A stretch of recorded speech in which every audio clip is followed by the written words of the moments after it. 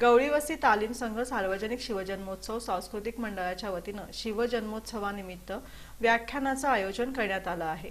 गवळीवस्ती तालीम संघाच्या वतीने दरवर्षी मानाचा गणपती प्रतिष्ठानच्या माध्यमातून लक्षवेधी लेझिम पथकाची मिरवणूक काढण्यात येते।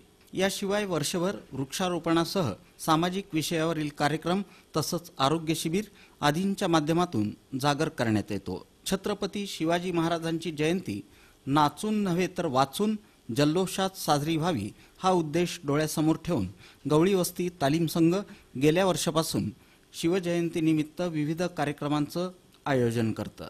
मागील वर्षी सलग 3 दिवस मान्यवर व्यक्तींची व्याख्यानं आयोजित करून छत्रपती शिवाजी महाराजांच्या इतिहासाला उजाळा देण्यात आला।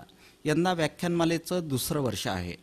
या वर्षीच्या शिवजयंतीनिमित्त गवळीवस्ती तालीम संघाकडून डॉक्टर शिवरत्न शेटे यांचं चला संस्कार जपूया या विषयावर एका आगळ्यावेगळ्या व्याख्यानाचं आयोजन करण्यात आलं आहे। याबाबत अधिक माहिती हेमंत पिंगळे यांनी पत्रकार परिषदेत दिली। मध्यवर्ती महामंडळाने आवाहन केलं की डॉल्बी मुक्त शिवजयंती साजरी झाली पाहिजे।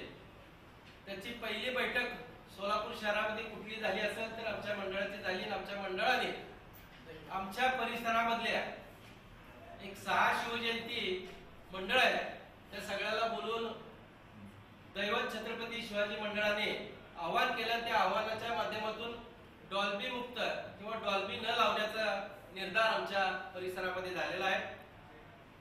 छत्रपती शिवाजी महाराजांनी आपल्याला त्यांच्या काळामध्ये पर्यावरणाचं किती महत्त्व होतं त्यांच्या अनेक दाखल्यांमधून आपल्याला मिळतं। त्याचाच एक भाग म्हणून गणेश उत्सवाच्या माध्यमातून आम्ही एक संकल्पना केली आहे की 1 वर्षामध्ये 1000 झाडं लावण्याची संकल्पना केली आहे।